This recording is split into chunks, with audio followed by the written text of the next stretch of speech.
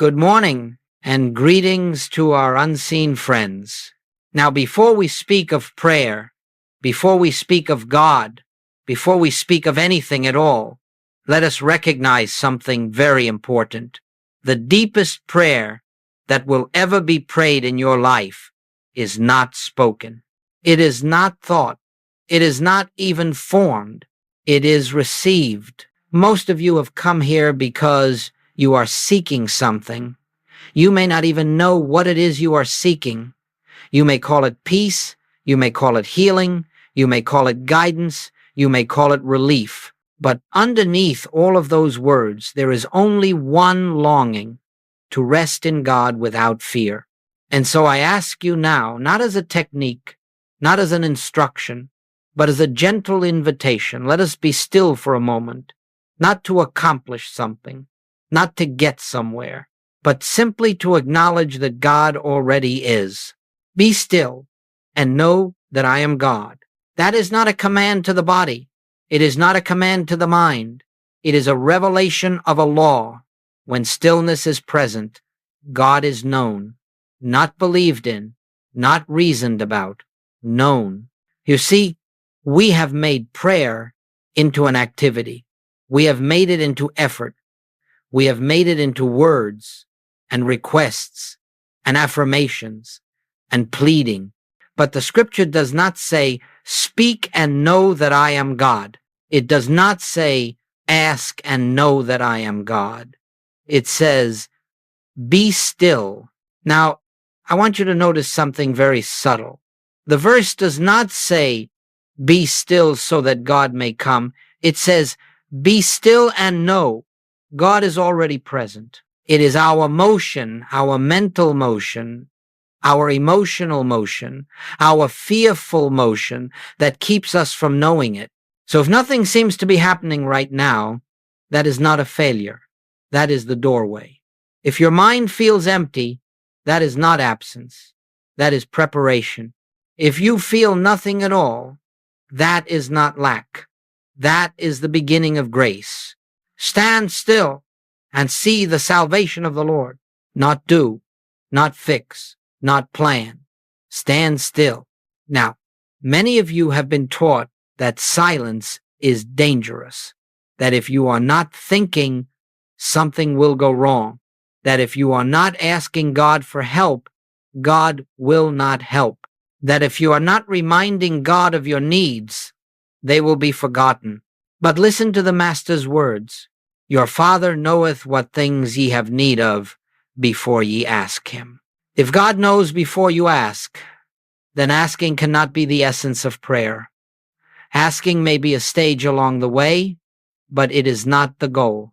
The goal is awareness, communion, union.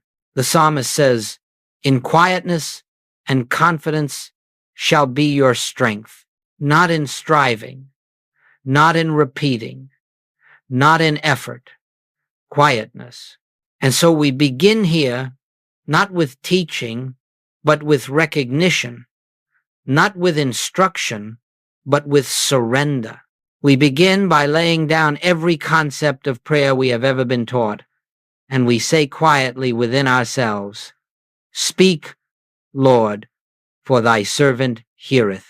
Notice that it does not say, speak, Lord, for thy servant is talking. It says, heareth. This moment, this very moment, is already prayer if you do not interfere with it. This breath is already prayer if you do not try to improve it. This stillness is already God contact if you do not attempt to name it. Thou wilt keep him in perfect peace whose mind is stayed on thee. Stayed, not busy with thee, not working for thee. Stayed. So we rest here for a moment, not waiting for a message, not waiting for a sign, not waiting for a feeling. We rest because God is. And because God is, nothing needs to be added to this moment for it to be holy. If you feel unworthy, let that go. If you feel distracted, let that be. If you feel expectant, release even that. There is nothing you must bring to God because God is already giving itself to you. There is nothing you must say to God, because God is already speaking beneath thought, beneath emotion, beneath effort. In thy silence I shall come to you. That is the promise. Not in your words, not in your asking, in your silence. So we begin this work not as seekers trying to reach God, but as witnesses allowing God to be revealed. And if all you can do right now is sit quietly and listen without knowing what you are listening for, then you are praying more deeply than you ever have before. That is enough for now. That is more than enough. Now we come to something that may trouble some of you at first. And if it does, be grateful for that trouble, because disturbance of the old thought is the first sign that truth is pressing at the door of consciousness. For generations, prayer has been taught as asking God to heal, asking God to provide, asking God to protect, asking God to change conditions. And this has been done with sincerity, with devotion, and often with great faith, as faith has been humanly understood. But sincerity alone does not make a thing true, and repetition does not make it real. Let us look carefully, very quietly, at what asking really implies. When you ask God for something, you are confessing that something is absent. When you ask God to heal, you are affirming disease. When you ask God to provide, you are acknowledging lack. When you ask God to bring peace, you are declaring conflict. And so, while the lips may be calling God, the consciousness is bearing witness to something other than God. Now, do not misunderstand me. There is no condemnation here. We have all prayed this way. I prayed this way. I pleaded this way. I begged this way. And yet, there came a moment, one that changed everything, when the inner voice said, "Why are you telling me what I already know?" Before they call, I will answer, and while they are yet speaking, I will hear. If that is true, and Scripture assures us it is, then what place does pleading have? What place does persuasion have? What place does repetition have? You see, asking belongs to the stage of belief. It does not belong to the stage of realization. And belief, however sincere, still carries within it the seed of doubt. For if you truly knew that God is present, that God is the substance of your being, that God is the law of harmony itself, what would you be asking for? Jesus never asked God to heal anyone. Never once. He did not stand before Lazarus and say, "Father, please change this situation." He said, "Father, I thank thee that thou hast heard me, and I knew that thou hearest me always." That is not asking. That is recognition. And so we must come to see that prayer, as taught by the Master, was not an attempt to move God. It was a yielding to God's presence. It was not effort. It was awareness. Now, here is where the human mind resists. It says, "But if I don't ask, how will God know?" And the answer is God knows, because God is. God does not learn your need. God is your need fulfilled before the need ever appears. My Father worketh hitherto, and I work. Notice that the work is already underway. We are not starting something when we pray. We are acknowledging something that eternally is. The tragedy, and I use that word deliberately, is that people have been taught to measure prayer by results. They look at the body. They look at the bank account.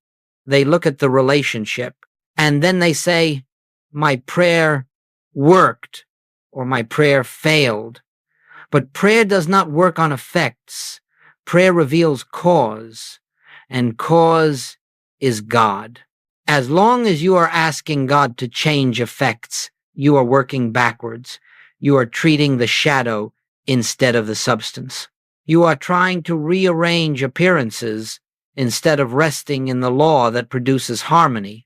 Seek ye first the kingdom of God and his righteousness, and all these things shall be added unto you. Notice again, Seek first, not seek things. Seek the kingdom.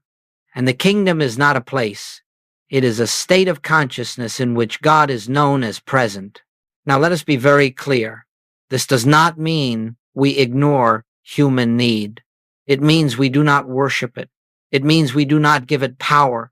It means we do not kneel before appearances and call that prayer. True prayer does not say, God, come into this situation. True prayer says, God is here, and I will not react to the appearance. And that is why I have said, and I will say it again until it is understood, that the measure of your prayer is your non-reaction. If you can pray and then stop watching the clock, stop checking the body, stop measuring progress, stop fearing outcomes, then you have prayed. But if you pray and then immediately turn back to the appearance to see whether God has obeyed you, then you have not prayed at all. You have merely hoped. Stand ye still and see the salvation of the Lord. Salvation is not something God does in response to your request. Salvation is revealed when you stop interfering. So prayer, as we are coming to understand it now, is not a conversation in which you speak and God listens. It is a surrender in which you listen and God speaks, not in words, not in thoughts, but in assurance, in peace, in that deep inner knowing that does not argue and does not explain. When you reach that point, you will discover something very beautiful. You no longer have the desire to ask. The need to ask dissolves, and in its place comes trust, not trust that something will happen, but trust that what is happening is already God in expression. That is why the Master could sleep in the boat while the storm raged. He was not praying for the storm to stop. He was resting in the Father. And when consciousness is at rest, storms have no audience. So we are not learning how to pray better. We are unlearning how to pray wrongly. We are letting go of prayer as effort and discovering prayer as communion. And now, having seen this, the question naturally arises. If we are not to ask, if we are not to affirm, if we are not to plead, what are we to do? That brings us to the heart of this work. Now, at this point, many sincere students say, all right, if I am not to ask God, then I must at least think rightly. I must hold the truth in consciousness. I must affirm what is true until the false disappears. And so begins what is commonly called mental work. This, too, is a stage. And like all stages, it is not wrong, but it is not final. It is a doorway, not the house. Mental work is an attempt to use truth. And the moment you attempt to use truth, you have already stepped out of truth. For truth is not a tool. Truth is, God is not something to be wielded by the mind. God is that which swallows up the mind in stillness. Now let us look carefully at affirmations. An affirmation is a statement made by the human mind in an effort to convince itself or God of something it does not yet realize. If realization were present, affirmation would be unnecessary. You do not affirm that the sun is shining when you are standing in its light. You do not declare that you are alive in order to breathe. You breathe because life is already present. And yet, how often we hear, I must hold the truth, or I must declare the truth, or I must argue the truth against appearances. But let me ask you quietly, who is doing this? Holding. Who is doing this? Declaring. Who is doing this? Arguing. It is the human mind. And the human mind, however educated, however sincere, however disciplined, has never known God. Be still and know that I am God. Notice again, knowing does not come from thinking. Knowing comes when thinking ceases. Now, there was a time, yes, a long time when I believed that if I could just know enough truth, if I could just memorize enough passages, if I could just reason correctly enough, then healing would follow. And sometimes it did, but sometimes it did not. And it was those times that did not respond that taught me the most, because eventually the inner voice said, "Why are you trying to do my work?" And in that moment, I saw that mental work is still effort. And effort, however spiritual it may seem, is still a confession that God is not already doing the work. Jesus never treated error with argument. He never debated disease. He never reasoned with lack. He never affirmed truth over a situation. He simply rested in what he knew. And what he knew was not a statement, it was a presence. I can of mine own self do nothing. That is not humility. That is revelation. The moment you are affirming, you are doing something. And the moment you are doing something, you are standing between God and its own expression. For God does not need assistance. God does not need reinforcement. God does not need repetition. Now, do not misunderstand this. There is a place where truth statements serve a purpose. They lift consciousness. They turn the thought away from fear. They help dissolve superstition.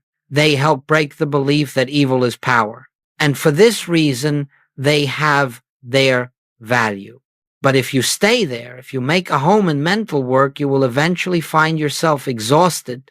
You will find that you are constantly watching the body, constantly checking conditions, constantly measuring progress. And that is not faith. That is vigilance born of fear. True prayer does not watch results. True prayer rests. The mind says, I must hold this truth until the healing comes. But spirit says, let go, and the truth will hold you. There is a vast difference between thinking about God and being aware of God. Thinking is movement. Awareness is rest. Thinking tries to bring God into a situation. Awareness recognizes that God is the situation. And so we come to see that mental work is not wrong, it is incomplete. It is the second step, not the last. It prepares consciousness, but it does not consummate it. This kind goeth not out, but by prayer and fasting. And fasting here does not mean abstaining from food. It means abstaining from thought, abstaining from effort, abstaining from trying to make something happen. The greatest fast you will ever undertake is fasting from the need to know, to do, to fix, to change. When you have reasoned as far as reason can go, when you have affirmed as far as affirmations can take you, when you have done all the mental work you know how to do, and then you stop, something very different takes place. Silence descends. Not forced silence, not practiced silence, but the silence that comes when effort collapses under its own weight. And in that silence, God speaks, not in words, not in thoughts, but in certainty. That certainty does not argue. It does not convince. It does not reassure. It simply is. And when it comes, you will know it, because fear will not be able to stand in its presence. So we are being led very gently away from doing and into being, away from effort and into receptivity, away from mental prayer and into spiritual communion. And now we are ready to go one step further. For if asking is not prayer and mental work is not prayer, then what remains? What remains is silence, not as emptiness, but as fullness, not as absence, but as presence. Now we arrive at the point where words begin to fail us, not because the subject is vague, but because it is too sacred to be contained by language. And yet, we must speak of it, if only to lead thought to the edge where thought itself must yield. Silence is not the absence of prayer. Silence is the fulfillment of prayer. Most people believe silence means nothing is happening.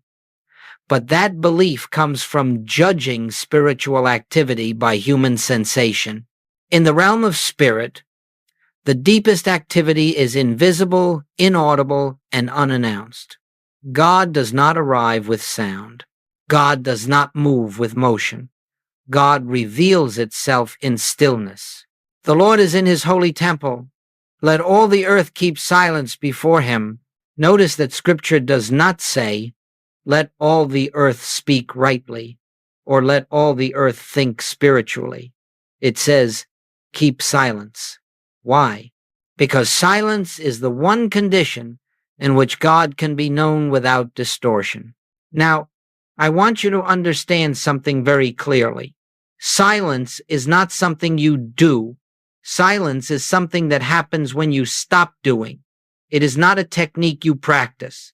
It is the natural state of consciousness when effort has been relinquished. As long as you are thinking about God, you are not yet aware of God. As long as you are forming words, even sacred words, you are still standing outside the sanctuary. Words belong to the outer court. Silence belongs to the Holy of Holies. When thou prayest, enter into thy closet, and when thou hast shut thy door, pray to thy Father which is in secret. That closet is not a physical place. It is the inner chamber of consciousness where thought ceases to interfere. And the door you shut is not made of wood. It is the door of mental activity. You see, the human mind wants to participate. It wants to help. It wants to cooperate. But the greatest cooperation you can offer God is non-interference. God does not need your help. God needs your availability. Now, when you first enter silence, the mind protests. It says, you are wasting time. You are doing nothing. This is unproductive. And yet, in that very nothingness, something eternal is unfolding. The silence may feel empty at first. That is because the mind has been accustomed to noise. But emptiness is not absence, it is space. And space is required for revelation. Elijah heard not the Lord in the wind, nor in the earthquake, nor in the fire, but in the still small voice. That still small voice is not a sound. It is a knowing. It is not something you hear with the ears. It is something you recognize with the soul. And here is the great mystery. When you enter silence, without expectation, without demand, without desire, even for God, you have already entered prayer. Not prayer as asking, but prayer as communion. In that silence, you are no longer trying to reach God. You are allowing God to reach you. And the moment you allow that, the burden of prayer falls away. The struggle ceases. The strain dissolves. Not by might nor by power, but by my Spirit, saith the Lord. Silence is the acknowledgement that Spirit does the work. Silence is the confession that you do not know, and that is the beginning of wisdom. Now, some of you will say, but I go into silence and nothing happens. And I tell you this, something is always happening in silence, but it does not always register in the conscious mind. Growth does not announce itself. Transformation does not report progress. The seed does not break the ground the moment it is planted. And yet, life is already active within it. So do not measure silence by sensation. Do not judge it by feeling. Do not abandon it because it seems uneventful. Silence is God's workshop, and God does not ask for your supervision. In quietness and in confidence shall be your strength, not in insight, not in understanding, quietness. This is why I have said, and I will continue to say, that prayer and fasting is the highest form of prayer. Prayer that asks nothing, fasting from thought, fasting from desire, fasting from the need to know. When you are willing to sit in silence and let God be God, something extraordinary takes place. Fear loses its audience. Doubt loses its voice. The mind loses its throne. And in that inner stillness, a presence is felt, not always dramatically, not always emotionally, but unmistakably. You may not be able to describe it, you may not be able to explain it, but you will know beyond argument that God is here. And when that knowing comes, prayer is finished, not because it has failed, but because it has been fulfilled. Now, there comes a moment on this path, a very definite moment, when the old concept of God begins to dissolve. And I must tell you honestly, this is not always a comfortable experience. In fact, for many, it is the most unsettling stage of all. You see, we do not merely let go of wrong ideas easily. We cling to them, even when they no longer serve us, because they are familiar. They have given us a sense of safety. And so when the inner teaching says, do not ask God for anything, there is often an inward cry, then what is left? What will become of me? I have heard it many times. You have taken my God away. Yes, I have taken away the God who could be used. I have taken away the God who could be persuaded, begged, reminded, or managed. I have taken away the God who lived at a distance and responded to effort, but I have not taken God away. I have only taken away the idol. The God that collapses at this stage is the God of human imagination, the God who rewards good behavior and punishes bad, the God who intervenes selectively, the God who waits to be asked. That God must disappear, because that God was never real. Thou shalt have no other gods before me. And this includes the God of our own thinking. Now, when that collapse begins, the student often enters a period of confusion. Prayer no longer works the way it used to. Words feel empty. Affirmations feel hollow. Even scripture, once comforting, may feel strangely silent. And the temptation is to say, I have lost my faith. But what has really happened is that belief is giving way to realization. Remember Saul of Tarsus. He had a revelation so great that it overturned everything he had been taught. And what happened next? He did not go out preaching the next day. He disappeared into Arabia for years. Why? Because the old structure of consciousness had to be dismantled before the new could be lived. When God reveals itself, it does not simply add a new idea to your old framework. It destroys the framework. Except a corn of wheat fall into the ground and die, it abideth alone. That dying is not physical. It is the dying of concepts, the dying of images, the dying of a God that could be understood. And this is where many turn back. They return to asking, to affirming, to effort, because effort feels safer than surrender. Effort gives the illusion of control. Silence removes it. But if you can stay with this shock, if you can remain still while the old supports fall away, you will discover something astonishing. You will discover that God does not vanish when your concepts vanish. God becomes nearer than breath. Though I walk through the valley of the shadow of death, I will fear no evil. The shadow is not death. The shadow is the loss of former light. But even there, especially there, God is present. Now, let me say this very clearly. This stage does not mean you stop praying. It means prayer changes its nature. It ceases to be dialogue and becomes awareness. It ceases to be petition and becomes communion. You no longer say, God, help me. You say nothing, and yet help is present. You no longer say, God, show me the way. You stand still, and the way unfolds. This is not passivity. It is obedience of the highest order. It is obedience to the command, be still. When the old God collapses, there is a brief sense of emptiness. and that emptiness frightens the mind. But the soul recognizes it instantly.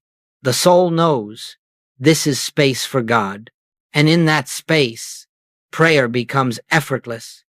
You are no longer praying to God, you are praying from God. You are no longer trying to reach heaven. Heaven is revealing itself within you. The kingdom of God is within you, not after you ask, not after you understand, not after you fix yourself, within you now. So if you are in that stage where the old prayers no longer satisfy, do not be afraid. Do not run back to noise. Do not manufacture comfort. Stay with the silence. Stay with the unknowing. Because what feels like loss is actually gain. What feels like darkness is actually depth. What feels like the absence of God is the disappearance of illusion. And when that illusion is gone, prayer becomes what it was always meant to be, a resting in God, without words, without effort, without fear. Now we come upon a belief so deeply embedded in human consciousness that it is rarely questioned. And yet, until it is uncovered and relinquished, prayer will always remain an effort instead of a revelation. That belief is this: that something in God's universe is broken and must be fixed. From childhood, we are taught by religion, by medicine, by society itself that discord is personal, that suffering is individual, and that it must be repaired by some power acting upon it.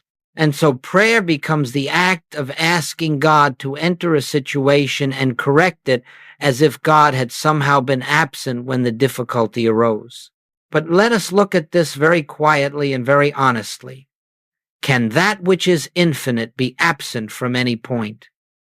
Can God step out of God's own creation and then be summoned back by human prayer? Whither shall I go from thy spirit? Or whither shall I flee from thy presence? If God's presence is inescapable, then prayer cannot be the act of bringing God somewhere. Prayer must be the act of awakening to where God already is. Now, the belief that God must fix what is broken rests on another belief that appearances are reality. We look at the body and call it diseased. We look at circumstances and call them unjust. We look at the world and call it chaotic, and then we ask God to correct what we are seeing. But the Master never taught us to worship appearances. He taught us to see through them, judge not according to the appearance, but judge righteous judgment. Righteous judgment is not condemnation. It is discernment. It is the ability to recognize that what appears is not what is. Now, this does not mean that appearances are ignored. It means they are not given authority. It means they are not given power. It means they are not given the dignity of being treated as causes. Disease is not a cause. It is an effect. Lack is not a cause. It is an effect. Fear is not a cause. It is an effect. And prayer that tries to change effects will always struggle, because effects have no life of their own.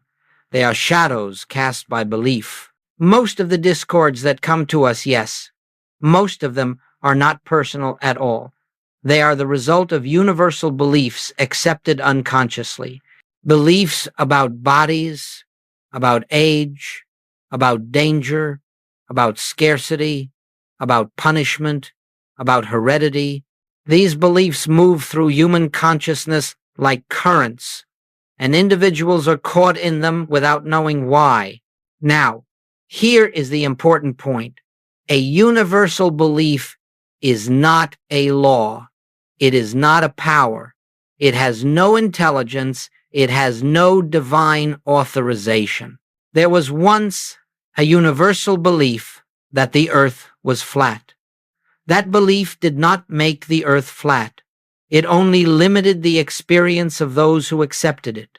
In the same way, a universal belief in disease does not create disease as a reality. It only creates the appearance of disease in the consciousness that accepts it. So when someone comes to us and says, "Pray for me I am ill, or pray for me, I am afraid, or pray for me, my life is broken. The first thing we must know, not say but know, is this. This has nothing to do with them personally. This is not their sin. This is not their failure. This is not their lack of faith. This is a belief moving through human consciousness. And belief, no matter how widespread, is never power. One with God is a majority. Now, notice what happens when this is understood. Prayer changes immediately. You are no longer pleading for intervention. You are no longer trying to persuade God to act. You are no longer attempting to fix a situation. You are standing still in the recognition that God is already governing God's universe and that governance has never been interrupted. The Lord reigneth. Let the earth rejoice. Rejoice not because appearances are pleasant, but because appearances are not final. When you pray from this standpoint, you do not say, God, remove this condition. You say nothing. You simply rest in the awareness that whatever this appearance claims to be, it is not power, it is not law, it is not presence. And because you do not react to it, it begins to dissolve. Not because you attacked it, but because you withdrew belief from it. This is why reaction is the measure of faith. The moment you react with fear, you have granted power to the appearance. The moment you react with anger, you have acknowledged it as real. The moment you react with urgency, you have confessed that God is late. But when you do not react, when you remain still, poised, inwardly at peace, you are silently affirming the truth without words. God is governing here. Fear not, it is I. Those words were spoken in the midst of a storm, not after it ended, in the midst of it. And the storm did not need to be argued with. It did not need to be fixed. It needed to be recognized for what it was, an appearance without power. So we are learning something very radical here. We are learning that prayer is not the act of fixing broken things, but the act of seeing that nothing in God's universe has ever been broken. This does not make us indifferent. It makes us free. It frees us from the burden of responsibility that was never ours to carry. And now, having seen this, we are ready for the next step. For even when we understand universal belief, even when we refuse to react to appearances, there remains something deeper still, a practice, a way of entering prayer without asking, without thinking, without effort. And that brings us to the heart of this teaching. Now we come to the point where teaching must yield to experience. Up to now, we have been clearing away misconceptions about asking, about effort, about fixing, about reaction. But prayer is not finally understood through explanation. It is understood through contact. And contact is never made through doing. It is made through yielding. So let us speak now, not of theory, but of practice, not of method, but of attitude. For the practice of prayer, without asking, is not something you perform, it is something you permit. The first step is this: begin with nothing. Do not begin with a problem. Do not begin with a desire. Do not begin with a question. If you bring a problem into prayer, you will spend your time trying to solve it. If you bring a desire into prayer, you will spend your time trying to fulfill it. But if you bring nothing, God brings everything. Take no thought, saying, "What shall we eat?"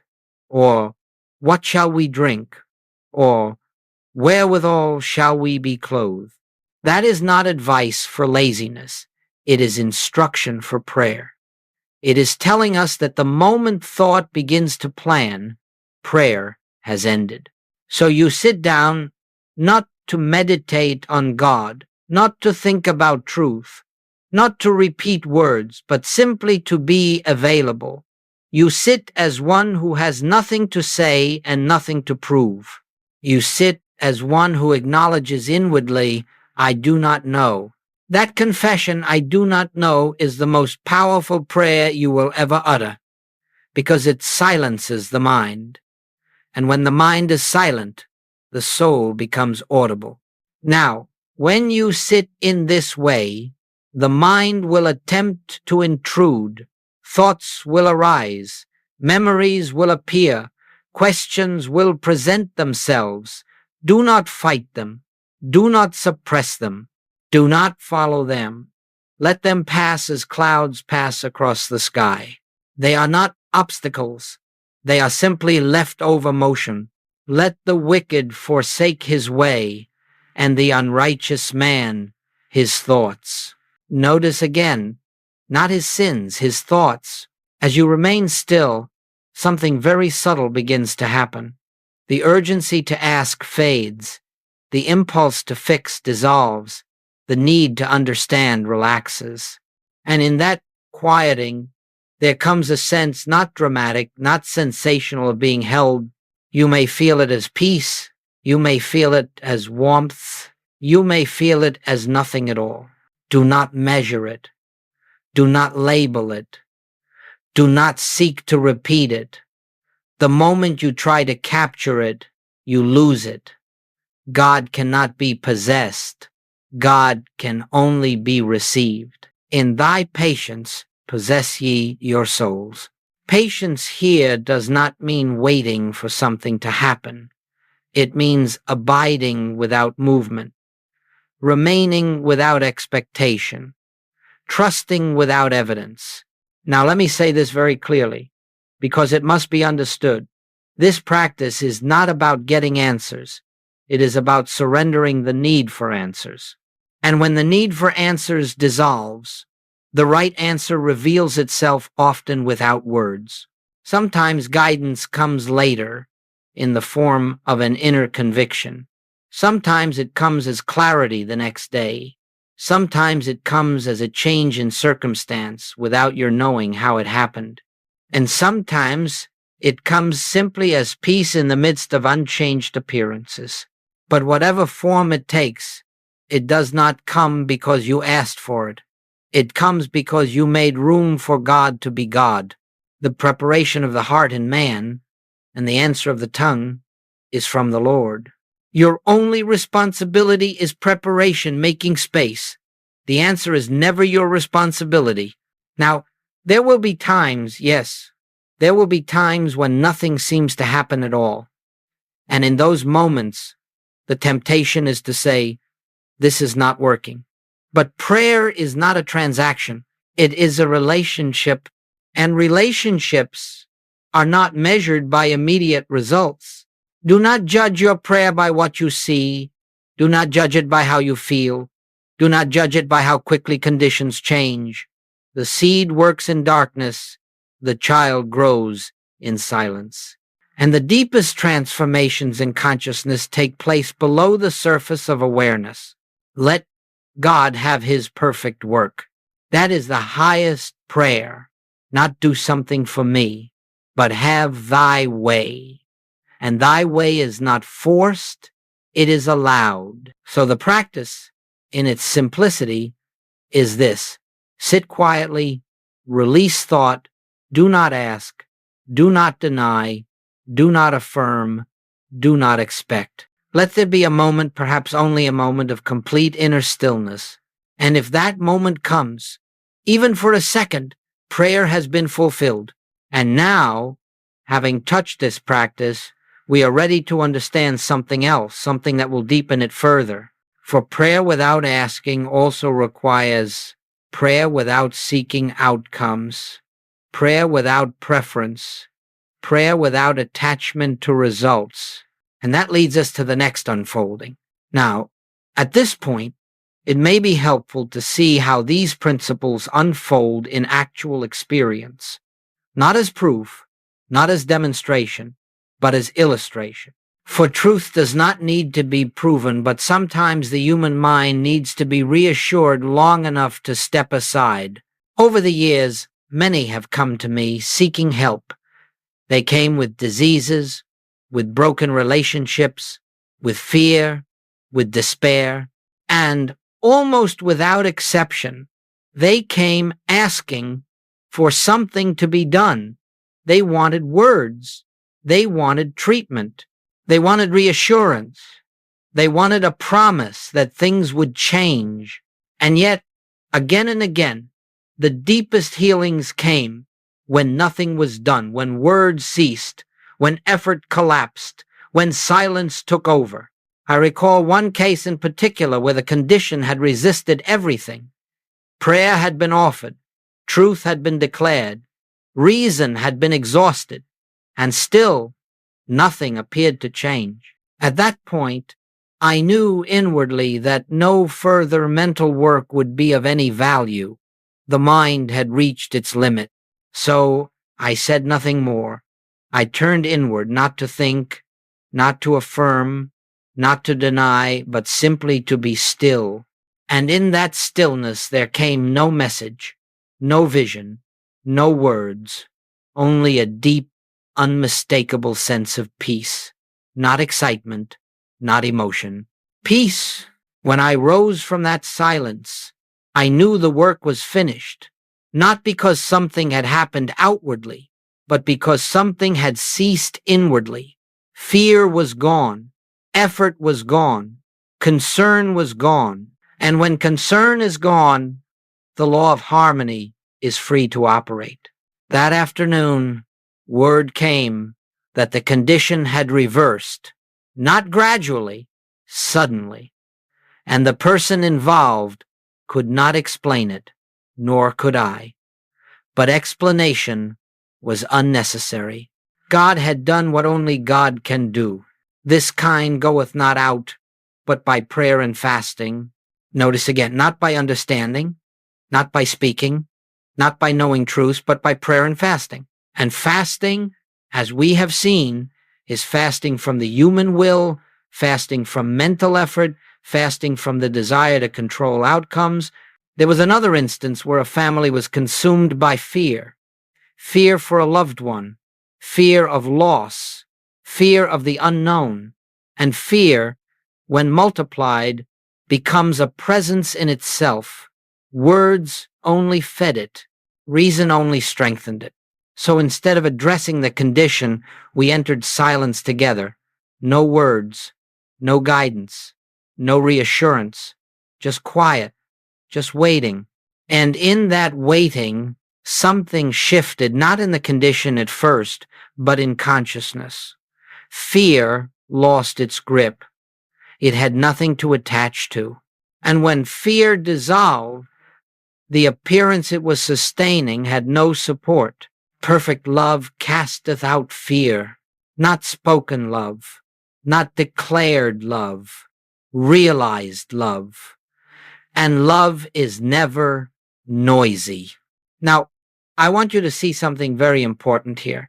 In none of these cases was there an attempt to help a person. That may sound strange, but the moment you try to help, you assume that something is wrong. And the moment you assume something is wrong, you have accepted the appearance as reality. Instead, the practice was always the same. Withdraw belief from the appearance, withdraw attention from the condition, withdraw effort from the mind, and rest in God. I am the Lord, and there is none else. If that is true, then where is disease? Where is lack? Where is danger? They can only exist as beliefs entertained by the human mind. And the moment the mind rests, those beliefs dissolve. Now, sometimes the mind protests and says, but what if nothing happens? And the answer is, if nothing happens outwardly, something has happened inwardly. And inward change is always the first step. Do not judge your prayer by the clock. Do not judge it by symptoms. Do not judge it by appearances. Judge it by one thing only. Has fear diminished? Has urgency dissolved? Has effort ceased? If so, prayer has been answered, whether or not the outer picture has caught up yet. Let patience have her perfect work. Many healings are delayed not because God is slow, but because we resume effort too quickly. We return to watching, to measuring, to worrying, and in doing so, we reassert belief in appearances. Silence does not hurry. Silence does not argue. Silence does not insist. Silence trusts. And that trust, unspoken, unformed, unclaimed, is the most powerful force in spiritual work. So these experiences are not meant to impress you. They are meant to free you from the burden of responsibility, from the pressure of performance, from the belief that you must do something to deserve God's action. You do not bring about healing. You do not bring about harmony. You do not bring about peace. You witness what is already established when you stop interfering. And now, having seen how silence works in practice, we are ready to go still deeper. For prayer without asking also requires freedom from preference, freedom from wanting one outcome over another. That is perhaps the most difficult step of all. Now we come to a point that tests the sincerity of our prayer more than any other. It is one thing to refrain from asking. It is another thing altogether to refrain from wanting a particular outcome. And yet, until this is understood, prayer will always be mixed with personal will. You see, most prayer fails, not because it is weak, not because it is wrong, but because it is conditional. It says, I will trust God if this turns out the way I hope. But trust that depends on outcome is not trust. It is bargaining. The human mind always has preferences. It prefers health to illness, harmony to discord, abundance to lack, life to death. And from the human standpoint, this seems natural, even right. But prayer is not a human activity. Prayer is a spiritual surrender. And spirit does not negotiate, not my will, but thine be done. Those words were not spoken lightly. They were spoken at the moment when human desire was laid completely on the altar. And until we reach that point, we are still praying with one hand while holding on with the other. Now, let us be very clear. This does not mean that we become indifferent or careless. It does not mean we resign ourselves to suffering. It means we trust God more than we trust appearances. It means we acknowledge that God's wisdom is greater than our personal sense of what constitutes good. There are times when the human mind says, this must change or I cannot be at peace. And prayer says, be at peace and let God determine the change. The middle path is neither hope nor fear. It is not optimism and it is not pessimism. It is neutrality. And neutrality is not coldness. It is freedom. When you no longer love an appearance or hate an appearance, you have removed the emotional charge that gives it power. Love and hate are both attachments. Fear and desire are both forms of belief. And belief sustains appearances. But when you stand in the middle, neither pulling nor pushing, you are standing in spiritual authority. He that believeth shall not make haste. Haste is always a sign of attachment. Urgency is always a confession of fear. The soul that trusts does not hurry God. It does not supervise outcomes. It does not demand proof. Now, there will be moments when this feels difficult. The human heart says, but surely God wants this for me. And perhaps God does. But prayer is not about guessing what God wants. Prayer is about letting go of the need to decide. I have seen many cases where the human desire was sincere, and yet the outcome that brought peace was not the one the mind had chosen. Relationships ended and harmony followed. Plans collapsed and freedom appeared. Doors closed and greater doors open. What God hath not joined together, let not man put asunder. We often reverse that and try to join together what God has not joined. We try to hold in place what has completed its purpose. And then we ask God to bless our attachment. Prayer does not bless attachment. Prayer dissolves it. The middle path says, whether this stays or goes, God remains. Whether the body improves or worsens, God remains. Whether the situation resolves or delays, God remains. And when God remains central, appearances lose their tyranny. Now, something very important happens when you reach this point. The mind grows quiet, not because it has answers, but because it has surrendered the need for them. And in that quietness, guidance often appears naturally, effortlessly, without pressure. You may find yourself doing something without knowing why. You may find yourself speaking words you did not plan. You may find yourself at peace in circumstances that once terrified you. This is not resignation. This is alignment. Commit thy way unto the Lord. Trust also in him, and he shall bring it to pass. Notice again, commit, not manage. Trust, not supervise. So prayer without preference does not mean you stop caring. It means you stop controlling. It means you rest in the confidence that God's will is not against you, even when it contradicts your expectations. And when you can stand in that middle path without leaning toward hope or fear, you have entered a prayer that cannot fail because it is no longer yours. And now, having reached this place of neutrality, of surrender, of inner stillness, something else becomes clear. Prayer is no longer something you do at certain times. It becomes a state of being, a way of living, a consciousness that walks through the world without reaction. And that brings us to the final unfoldment of this message. Now we come to the point where prayer is no longer something you practice, but something you are. Up to now, we have spoken of prayer as silence, as surrender, as non-reaction, as freedom from preference. But all of these are only ways of describing a deeper transformation that takes place when the human sense of self steps aside. At this stage, you are no longer the one praying. Prayer is happening through you. This is the great secret that cannot be taught, only lived.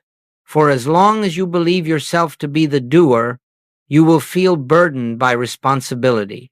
You will feel that it is up to you to pray rightly, to trust sufficiently, to remain still long enough. But when the transformation occurs, that burden lifts, because you see that you were never meant to be the doer at all. I can of mine own self do nothing. Those words were not spoken as a confession of weakness. They were spoken as a statement of spiritual fact. When the sense of a separate doer dissolves, God does not withdraw, God takes over. Now, do not misunderstand this. This does not mean that you become passive or inactive. On the contrary, life often becomes more active, more purposeful, more effective. But the activity is no longer driven by personal will. It flows naturally, spontaneously, without strain. You find yourself speaking when words are needed and remaining silent when silence is required. You find yourself moving without planning, resting without guilt, acting without anxiety. There is a sense that life is living itself through you. It is not ye that speak, but the Spirit of your Father which speaketh in you. At this point, prayer ceases to be an event. It is no longer confined to morning or evening, to quiet rooms or special postures. Prayer becomes a continuous awareness of God's presence. Whether you are walking, working, resting, or facing difficulty, there is an inner stillness that does not leave you. You may still encounter challenges. Appearances will still arise, but they no longer disturb the depths of consciousness. They touch the surface, but they do not penetrate. The center remains at rest. Thou shalt keep him in perfect peace, whose mind is stayed on thee, stayed not strained, stayed not forced. Now, when you live in this way, something very beautiful happens. Others feel it. You may not speak of God, but God is felt. You may not offer advice, but clarity arises. You may not attempt to heal, but healing takes place. This is what it means to be an instrument, not a channel that tries to direct power, but a transparency through which power flows unobstructed. The moment you think, I am doing this, the flow slows. The moment you say, God is doing this, the flow resumes. And eventually, even that thought falls away, and there is only the doing. I live, yet not I, but Christ liveth in me. This is not poetry. It is not metaphor. It is the literal description of a consciousness in which the personal sense of self has been surrendered to the divine presence. Now, this does not happen overnight. It unfolds, sometimes gradually, sometimes suddenly. There may be moments when the old sense of effort returns. There may be times when fear tries to reassert itself. Do not fight it. Simply return again and again to stillness. Every return to stillness deepens the transformation.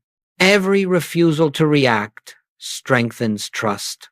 Every moment of silence widens the channel, and eventually, prayer, as you once knew it, fades into the background. You no longer ask God for help. You no longer seek reassurance. You no longer measure progress. You live from a quiet confidence that does not announce itself. The Lord shall fight for you, and ye shall hold your peace. Hold your peace, not because you are inactive, but because you know where the action truly is. So this is the fruit of prayer, without asking. Not miracles as events, but harmony as a state of being. Not answers as information, but guidance as movement. Not peace as a feeling, but peace as identity. And from this place, life unfolds naturally, gracefully, without struggle. You are no longer trying to reach God. You are no longer trying to live spiritually. You are simply allowing what is true to be true. And that is the highest prayer. And now we come to the place where words must gently withdraw and allow silence to reclaim its rightful position. For everything that has been said up to this point has not been spoken to give you something to remember, but to lead you to something you can return to. The silence. You see, the silence we have spoken of is not an experience you have once and then move beyond. It is not a peak you reach and then descend from. It is a living presence to which you return again and again until returning becomes unnecessary because you never really leave it. Prayer, in its highest sense, is not something you do daily. It is something you live from. It is a way of meeting life without resistance, without fear, without the constant need to understand or control. When you awaken in the morning, you do not need to say many words. You do not need to plan a prayer. You do not need to set an intention. A single inward recognition is enough. God is. And when the day brings its challenges as it will, you do not need to rush inward with requests. You do not need to ask God to intervene. You simply pause, even if only for a moment, and let the mind be still. In that stillness, the presence that has never left you will be felt again. Cast thy burden upon the Lord, and he shall sustain thee. Notice that the burden is cast, not carried, not analyzed, not improved, and casting does not require explanation. It requires release. Now, I want to say something that may seem paradoxical. There will be days when you forget all of this. There will be moments when fear returns, when reaction rises, when the old habits of thought reassert themselves. Do not judge those moments. Do not condemn yourself. Do not try to correct them. Simply return. Return to stillness. Return to silence. Return to the recognition that God is present before thought, beneath feeling, beyond effort. Every return deepens the habit of non-reaction. Every return loosens the grip of fear. Every return strengthens the awareness that prayer is not something you perform, but something you allow. The eternal God is thy refuge, and underneath are the everlasting arms. Those arms do not appear when you ask for them. They are already there when you stop struggling. So let this be your practice, not as discipline, but as devotion. Not as duty, but as love. When life presses in, do not press back. When appearances shout, do not argue. When uncertainty arises, do not demand answers. Be still. That is not retreat. That is spiritual authority. And remember this, you do not need to protect this silence. The silence protects you. You do not need to defend this awareness. This awareness dissolves what needs no defense.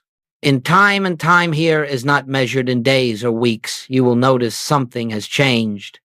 You are less disturbed by events, less hurried by outcomes, less reactive to appearances, and more at home in yourself. That is not because life has become easier. It is because you are no longer meeting life alone. I will never leave thee, nor forsake thee. That promise was never conditional. It did not depend on right prayer, right belief, or right behavior. It depended only on recognition. So, as we close, let us not close with words. Let us close with a simple inward acknowledgement, no effort, no intention, no request, just this: thank you. Not for something done, not for something received, but for what eternally is. And now let us be still.